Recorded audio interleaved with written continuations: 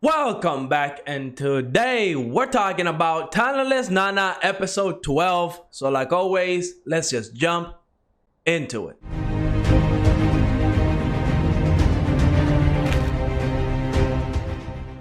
Episode 12 of Talentless Nana was a good episode in kind of seeing inside of Michiru's past and seeing how Nana for herself, right? Nana, who is an assassin and has been sent to this island to like just kill all these talented people, the enemies of humanity.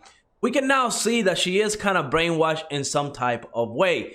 So next episode, I'm sure we're going to learn more about Nana and her past and everything that she went through, like the training that Mr. what is it, Suroka, whatever his name was, the one that trained her. He's coming to the island, so I'm sure whenever Nana and him come face to face, we are going to learn quite a lot. But next episode is the last episode of the season, so I'm pretty sure it's going to be packed with some great stuff, and honestly, I cannot wait for, especially after the development that we got for Nana in this episode, or at the very least, the implied development that we got for Nana in this episode. But before we jump into it, let me remind you to like and subscribe. It definitely helps the channel out, and of course, I greatly appreciate it. But we're here for Talentless Nana, so let's just jump into it. So of course, we know that Michiru was sick. Something happened to her. She fainted. I thought somebody came in and tried to kill her, like another sleeper agent, like Nana. Maybe whenever they saw that Nana was kind of, getting too close to Michiru, that other assassin was activated or something along those lines. And they're the ones that started killing people because Nana was not doing it anymore. I thought that was the case. And maybe it is, because we did see a mysterious character killing animals, and now we know he's the one that killed, or she's the one that killed the one character that died 2 episodes ago. So we did get shown a little silhouette. We don't know who it was, but whenever they do something like that, that kind of tells you that we know who that person is, that we have seen that person before. So it's definitely one of the students. And honestly, I don't know who it could be, but I can't wait to find out, because if they're going out of their way to hide the identity, I'm sure it's going to be somebody big. So I can't wait for that. But yeah, essentially Nana spent all day and night taking care of Michiru. And she starts realizing, right, that why is she doing this, right? Michiru, yeah, she's a good person, but she's a talented, so she should go. She should not be alive.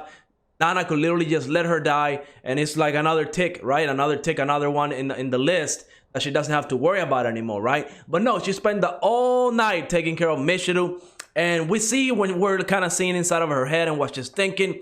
She's kind of like struggling to choose a side, right? And I hope that Nana stays the villain, because, let's be real, she is kind of like the villain of this anime right now, right? Even though she's brainwashed, she's still going out here and killing all these different students just because she believes they're the enemy of humanity. When in reality, I've been calling BS on this whole kill count. There's no way. I just don't see how Michiru's talent could evolve to potentially kill 150,000 people. There's just no way. Like, how is she gonna kill 150,000 people? She's gonna overheal them? I don't think that's the case. So, and we do see kind of Nana coming to that realization by the end of the episode.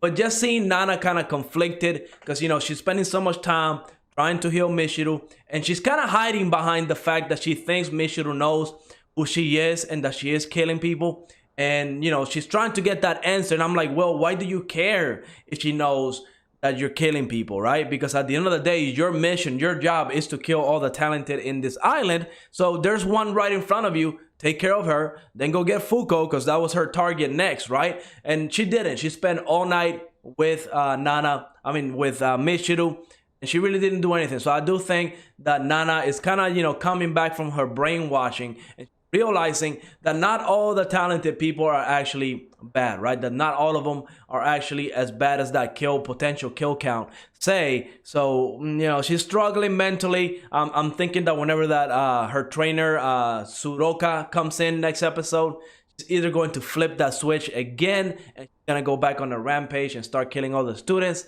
or she might actually start going against that Suroka person, right? Because we also have to take Jin into account. I believe Jin, he wants to do something against the government, right? We know he was one of the surviving students from the previous class after they had that war.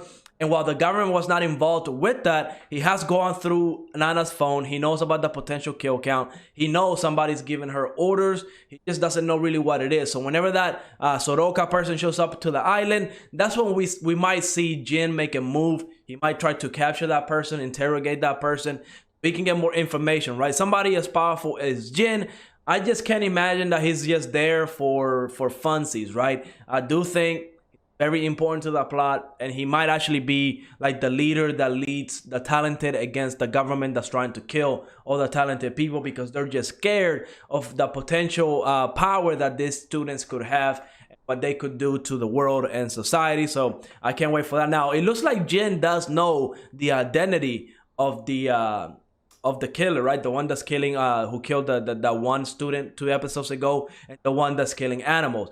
And it's kind of ironic, right? Where we see Jin, that he cares more about animals than human beings. Like, he kind of told the killer, like, yo, you need to stop killing animals right now. I don't care about the rest, but you need to stop killing animals right now. So again, that kind of tells me that Jin, he does not care about anybody on that island. He has his own goals, and people in the island really have nothing to do with it. He wants to do his own thing, and I wonder what that is. My guess is that he's going to be going against the world, or at the very least, the people that consider the talented the enemies of humanity. So we might actually get to see Jin go full out against that Soroka person, right? Because that Soroka person, unless they're talented as well, if it's a regular human being, I don't know what he's going to do in this island, right? What is he going to do against all these different people that actually have powers? They wanted to take him out fairly easily. They could. I mean, Soroka doesn't have the advantage that Nana has, because she came in as a student. She kind of came in and gained everybody's trust. But now that he's part of the government, he's the authority figure that got sent to investigate all these different deaths. You know, it's a little different. The students might not be as trusting to him as they were to Nana. So we'll have to see where that one goes.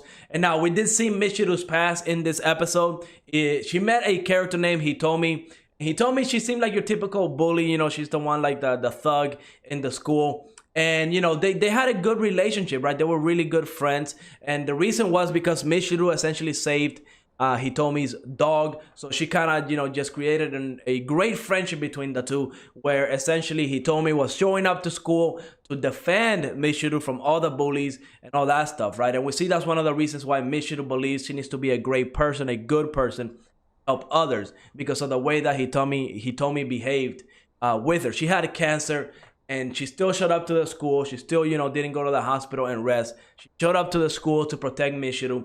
That was awesome. It was kind of touching. It was kind of sad. And, you know, maybe there's a chance that Michiru does know that Nana is a killer. Maybe she does know, because we see whenever Nana was trying to leave the room, she was planning on killing Fuko. Even though Michiru did not know this, I do think that Michiru kind of knew that Nana was about to do something that, you know, she didn't want her to do. So that's why she kind of tried to make her stay and, you know, start playing board games and stuff like that. Because maybe Nana is trying to be, Michiru is trying to get Nana to stop killing people.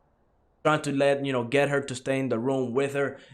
You know, try not to give her the chance to go out there and start killing people again. So I do think Michiru knows, and she's trying to give the benefit of the doubt. She's trying to, like, change Nana's mind, and I think it is working. And I will say, if Nana switches to, like, the good guys, even though she killed a lot of people, if she decides to, you know, start telling all the students that she was sent by the government to kill the enemies of humanity, that the government thinks that the enemies of humanity is the students, maybe that'll start like a whole revolution against the talented, rising up against the government that sent the assassin in. If she starts becoming one of those people that turns good, I'm not gonna like that too much, because again, the reason I love Nana as a character is because she's cold. She's killing all these different students that are considered to be enemies of humanity. She's the villain. I love me a good villain. I love seeing the perspective of a villain. So that's one of the reasons why I love this anime so much. But I can kind of see it. She's kind of switching her mind. Her brainwashing is going away because she spends so much time with all these different students. She's starting to realize, right, the human brain is something amazing. So she's been going through all this training and all this brainwashing. Once the evidence, the truth starts coming out, your brain will start processing that and be like, well, there's no way Michiru can actually kill 150,000 people. There's no way her talent can actually do that, right? Same with the dude, the other 3 students that when they show their talent, right? How can you, what potential kill count can you have with your voice changing? There's 0. That's the only one, okay? 0.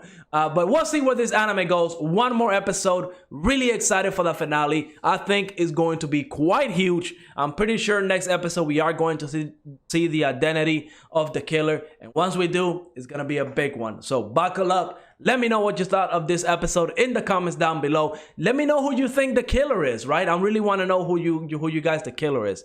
But yeah, let me know in the comments down below. Subscribe, like, and I will see you on the next episode.